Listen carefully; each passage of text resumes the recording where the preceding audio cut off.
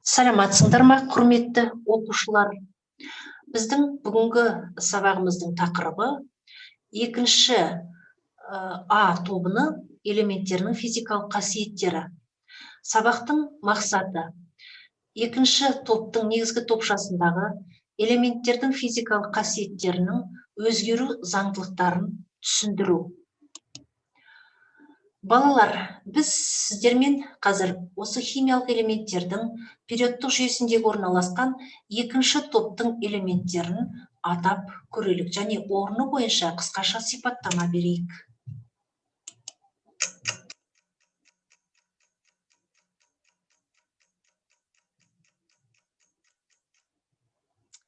Біз өзіміз осы периодтық жүйеден көріп отырғанымыздай, екінші топтың негізгі топша элементтеріне бериллий, магний, кальций, стронций, барий және радий жатады екен.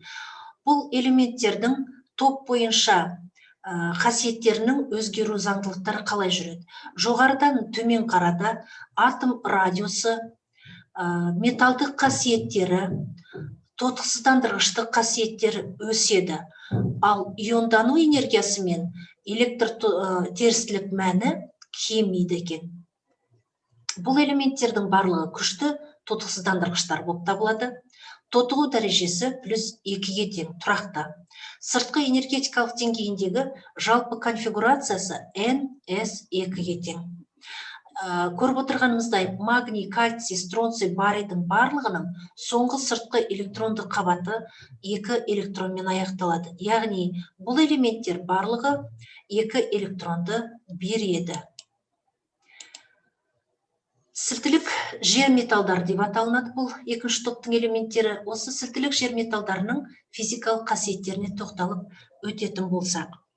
Бұл элементтер металдар, жай заттар, түсі сұр заттан күміске дейін өзгеретін қатты барлық металдарға тән қасиеттерге ие. Сілтілік металдармен салыстырғанда қаттылығы жоғары болып келеді.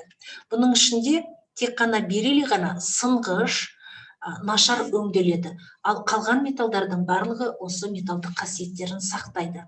Оның ішінде тығыздығына тоқталатын болсақ, тығыздығы өседі, ал қайнау балқу температуралары төмендейді. Жалынның түсі бойынша, магнийді жалын түсі бойынша анықтай алмаймыз, бірақ та оны тек қана химиялық реакциялар мен иондарын анықтауға болады.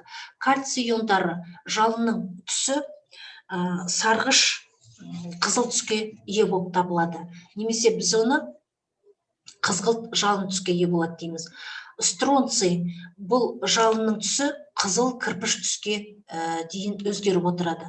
Ал барийдікі жасыл түсті жалынды көрсетеді, барий иондары. Кристалдық торы металдық кристалл торы болып табылады. Кубтық денеге бағытталған кристалл торы барий мен стронцийға тән. Центрлік кубтық кальцийдің жаңағы кристалдық торы және алты бұрышты тығыз орналасқан бұл бериллий мен магнийге тән кристалл торы болып табылады. Балалар, мына суреттерге қарай отырып, бұл не бейнеленген және де осы заттардың бүгінгі сабақпен қандай байланысы бар екендігін ойланып көрсек.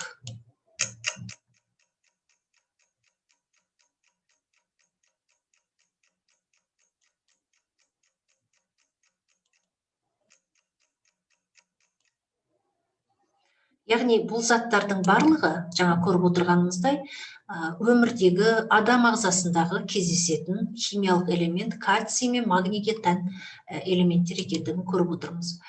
Жалпы ағылшын ғалымы Дэви Хэмфри осы магний, кальций, барий, стронций, натрийді алғаш рет ашқан ғалым болып табылады. Магний, кальцийдің табиғатта таралу пайызы, магний 2% құрайды, кальций 3% құрайды, қалған элементтер осы 4%-дің ион ретінде құрамына кіреді екен.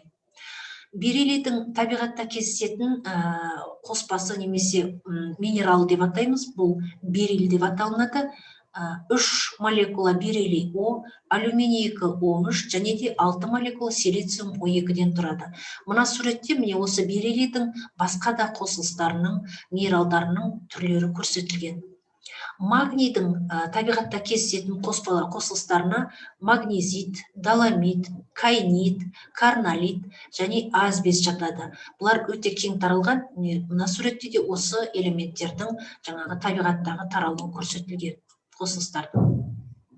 Кальций бұл өте көп таралған қосылыстардың бірі болып табылады. Табиғаттағы қосылыстарына бор, мәрмәр, әктас және де кальцит деп аталынатын минералдары, сонымен бірге ғанышты, флюоридті атауға болады. Андрит, ангидрит және де басқа да қосылыстарын, аргонит деп аталынатын, доломит деп аталатын қосылыстарын кездестіруге болады екен. Ал стронций мен барийдің табиғаттағы минералдарына целестин, барит, стронцианит және де витерит жатады. Әдемі келген кристалдар. Балалар, осы кальций мен магнийдің биологиялық рөлі қандай деп ойлайсыңдар? Осыны кішкене ойланып жауап берсек.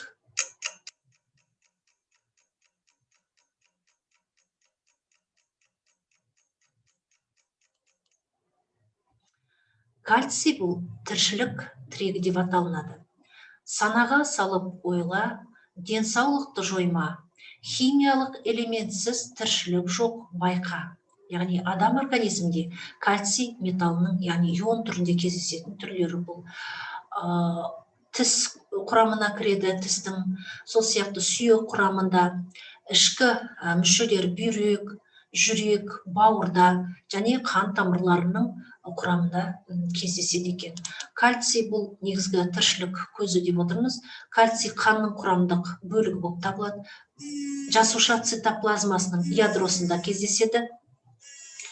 Қан ұюына қатысады, жүрек бұлшықетінің жиырылуына әсер етеді.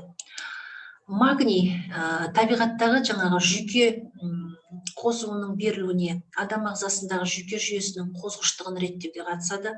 Магнийдің тәуліктік қажеттілігі 400 миллиграммды құрайды. Бұл жағдайда кальций мен магний ең қолайлы арақатынасы 1,0,5-ке тең болып табылады. Магний негізінен нан, бұршақ, үрме бұршақ, әртүрлі жармалар, сол сияқты жасыл көкөністерде, авокадо, балықтарда, кептірілген цитрус жемістерінде өте көп кездеседі. Балалар, осы тақырыпқа байланысты мына тапсырмаларды орындап көрелік. Тест тапсырмасы берілген, 5 тапсырма. Қазір сіздерге уақыт беріледі, орындайық.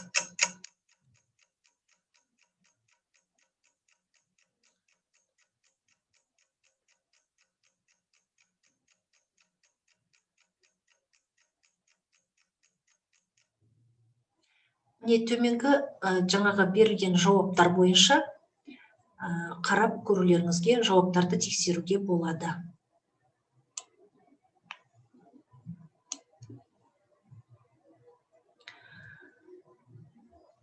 Бірінші жауабы Г, екінші Б, үшінші Б, төртінші А, бесінші В жауабы дұрыс болып есептелінеді.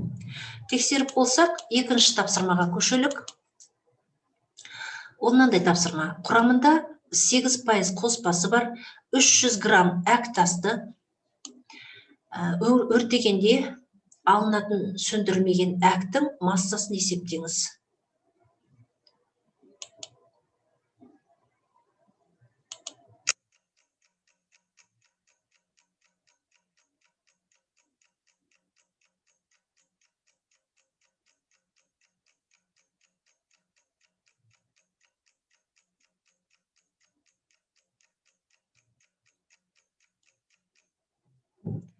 Есептің шығару жолына тоқталатын болсақ, есептің не берілген жазып алдық.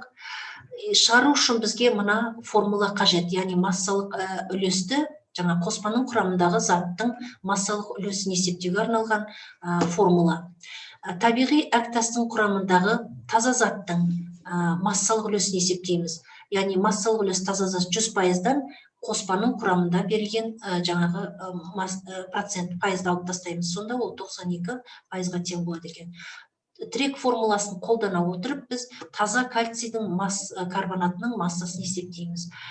Бұл 276 килограммға тең болды. Яғни 92 пайызды біз көбейтеміз 300 килограммға және 100-ге бөлеміз. Әктасты өртегенде жүретін реакция теңдеуін жазамыз. 276 килограмм жаңағы кальций карбонатын, кальций қанша екендігі белгісіз, және де көмір қышқыл газы түзіледі. Осыдан барып біз пропорция құра отырып кальций карбонатын, кальций оксидінің массасын есептеп табамыз. Бұның пропорцияны есептеген кездегі жауабы 154,6 килограммға тең болады екен. Бүгінгі сабағымыз аяқталды. Сау болыңыздар.